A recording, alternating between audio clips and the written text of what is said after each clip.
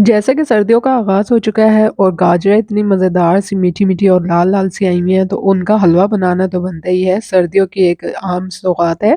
तो चलते हैं रेसिपी की जानिब। 4 किलो के करीब यहाँ पे मैंने गाजरें लिए हैं और इनको जो है मैंने पील ऑफ कर लिया था, ऊपर-नीचे से कट कर लिया था अच्छे से वॉश करने के बाद। अब यहाँ पे आपने एक चीज़ जो है वो ज़हन में रखनी है, जितनी आपने गाजरें लेनी है उतना ही आपने क्वांटिटी में दूध लेना है। तो यहाँ पे मैंने 4 किलो गाजरें लिए हैं और 4 किलो ही दूध लिए हैं। तभी आपका हलवा जो है मज़ेदार सा, दानेदार सा और उसमें खोया ना डालने के बावजूद भी खोए जैसा टेस्ट आएगा।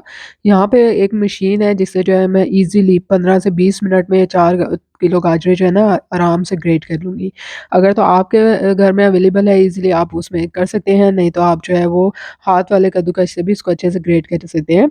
लेकिन यकीन कीजिए ये इतनी मज़ेदार सी चीज़ है ना, आपको दिक्कत भी नहीं होती है, मुशक्कत भी नहीं लगती है और ईज़िली आप जितने किलो भी गाजर चाहें इसमें जो है वो झटपट आसानी से ग्रेट कर लेते हैं।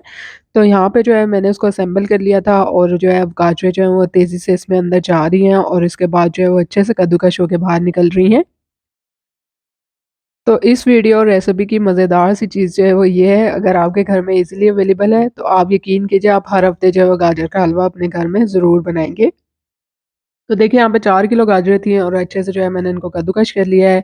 अब हम चलते हैं इसको पकाने की जानिब। तो यहाँ पे मैंने एक देगचा ले लिया था, 1 कप के बराबर मैंने इसमें ऑयल लिया था।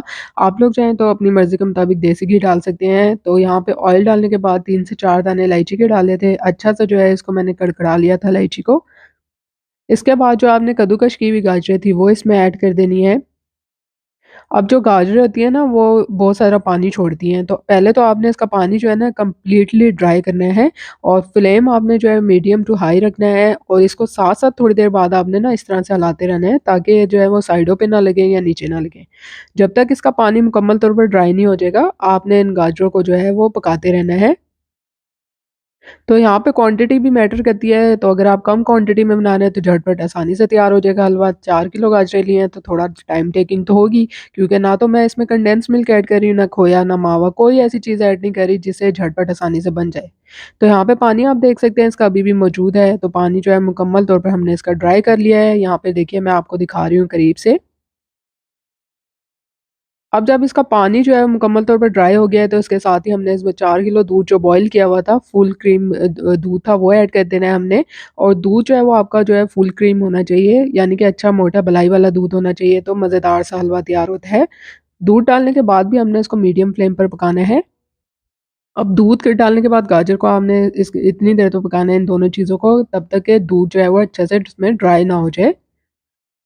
देखिए, कुछ चीज़ें ऐसी होती हैं जो आप क्विक जॉब बना तो लेते हैं उसको, एक शॉर्टकट आप इख्तियार कर लेते हैं, लेकिन ना तो उसमें टेस्ट होता है, ना ही फ्लेवर होता है। तो रेसिपी जो है वो जो लगन से, मेहनत से बनाई जाए ना, वो ही अच्छा रिज़ल्ट देती है। तो यहाँ पे आप इसका कलर भी देख सकते हैं, बिल्कुल भी ख़राब नहीं हुआ है गाजर का। तो यहाँ पे दूध जो है डालने के बाद मैंने इसको इतनी देर तक पकाया था कि तकरीबन मुझे 1 घंटा लगा था और अच्छे से जो है गाजर का हलवा जो है वो रेडी हो गया था। अभी यहाँ पे जो है ये थिक होना स्टार्ट हो गया है, इस स्टेज पे मैं आपको करीब से दिखा रही हूँ, अभी जैसे इसको पकते हुए जो है ना वो आधा घंटा हुआ था।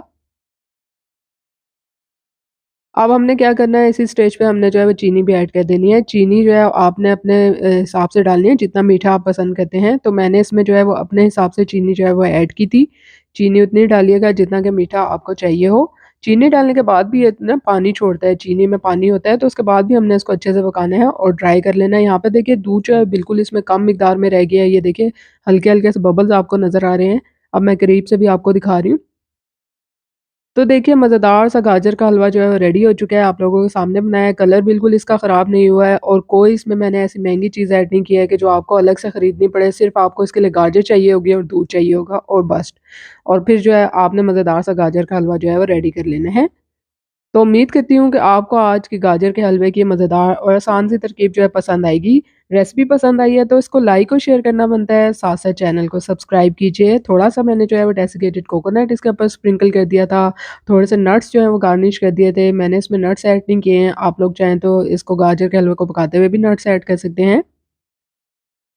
तो एन्जॉय कीजिएगा इस सर्दियों में गाजर के हलवे की इस रेसिपी को और फीडबैक से ज़रूर आगाह कीजिएगा। देखिए करीब से दिखा रही हूँ कितना दानेदार सा है। अल्लाह हाफ़िज़।